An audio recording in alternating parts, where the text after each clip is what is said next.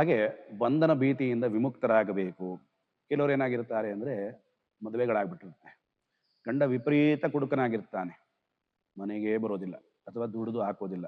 ಅಂಥವ್ರಿಗೆ ಬೇಡಪ್ಪ ಇವನಿಂದ ನಮಗೆ ವಿಮುಕ್ತಿ ಬೇಕು, ಆಯ್ತಾ? ಇವನಿಂದ ನಮಗೆ ಬಿಡುಗಡೆ ಬೇಕು, ನಮಗೆ ಏನು ಪರಿಹಾರ ಬೇಡ, ಇವನಿಂದ ಬಿಡುಗಡೆ ಬೇಕು ಅಂತಿದ್ದವರು.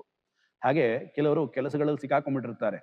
ಬಾಸ್ ಹತ್ರ ಗಟ್ಟಿಯಾಗಿ ಮಾತಾಡೋ ಶಕ್ತಿ ಇರೋದಿಲ್ಲ. ಅವ್ರಿಗೆ ಕೆಲಸದಲ್ಲಿ ರಿಸೈನ್ ಕೂಡ ಆಗ್ತಾ ಇರೋದಿಲ್ಲ. ಅವರು ರಿಸೈನ್ ಕೂಡ ಮಾಡಕ್ ಆಗ್ತಾ ಇರೋದಿಲ್ಲ. ಈ ಕೆಲಸದಿಂದ ಬಿಡುಗಡೆ ಸಿಕ್ಕರೆ ಸಾಕು ಅಂತ ಕೆಲವರು ಅನ್ಕೊಂಡಿರ್ತಾರೆ. ಇನ್ನು ಕೆಲವರು ನೋಡಿ, ಕೆಲವರು ಮನೆಗೆ ಹೋಗಿ ಸೇರ್ಕೊಂಡಿರ್ತಾರೆ ಪಾಪ. ಅವರಿಗೆ 10 ವರ್ಷ 15 ವರ್ಷದಿಂದ ಈ ಮನೇಲಿ ಇದೀನಿ ಸ್ವಾಮಿ, ಈ ಮನೆಯಿಂದ ಆಚೆ ಹೋಗಬೇಕು, ಮನೆ ಖಾಲಿ ಮಾಡಬೇಕು ಅಂದ್ರೆ ಆಗೋದಿಲ್ಲ ಅಂತ ಒದ್ದಾಡ್ತಿರ್ತಾರೆ.